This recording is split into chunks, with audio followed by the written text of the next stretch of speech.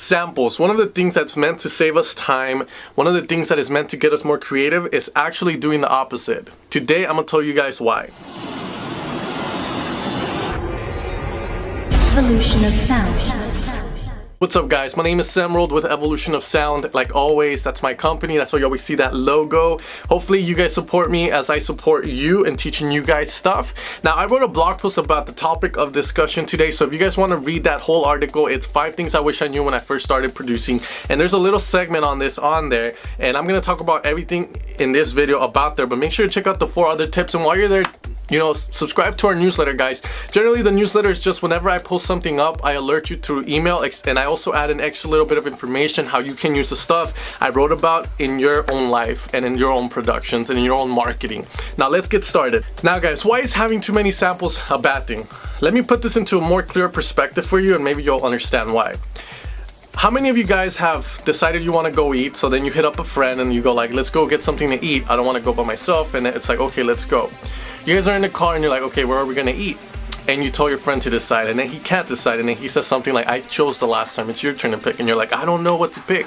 So then you're pretty much deciding which one to get. So you lay out your options. There's fast food like McDonald's, Taco Bell, there's cafes, there's fine dining restaurants, there's medium dining restaurants, there's restaurants where you have to tip, and all this stuff. So you have these choices, and then you pinpoint it down to maybe fast food, and you decide to go to Jack in the Box, and then while you're eating there, since you had so many choices, you're probably gonna get this thing called regret, and you're gonna be like, damn it, I should have gone for Jack instead, or McDonald's instead. So what happened there? Pretty much, when you have a lot of options presented, you have to make a lot of decisions.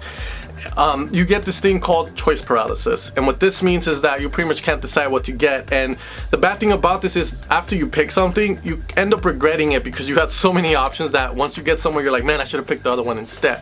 Now, how does this relate to us? How does this relate to the producer world? This relates because, let's say you're making a track and you need a collab.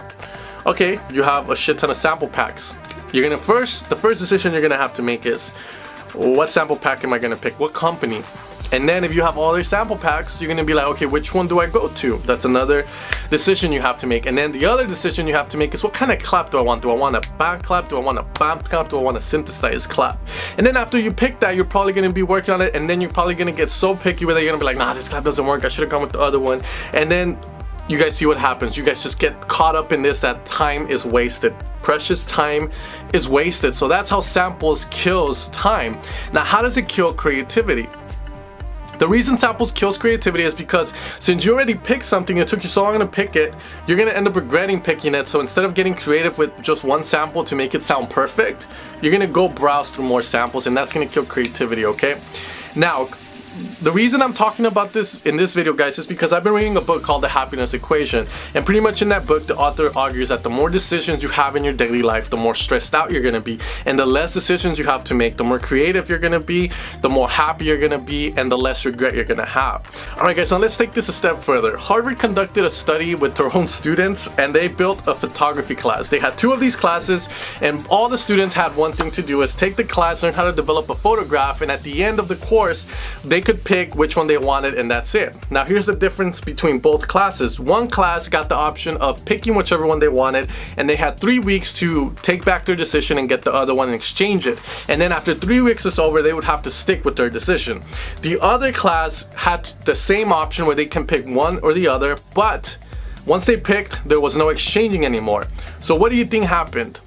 Pretty much what happened was that the people who had to pick instantly were more satisfied with their picture than the people who could exchange it. And why is that? Because then you kind of get regret again, and you're just gonna be going back and forth. Same thing here. If we have a specific set of sample packs that we love, that we use, just stick with them and keep using them. Do not hoard sample packs, because it's gonna hurt time, because you're gonna have to look through all of them. It's gonna go kill creativity, because you're always gonna be like, oh, there's probably something better. So my biggest advice to you guys is to find your favorite sound designers, find your favorite sample pack company, and be loyal to them.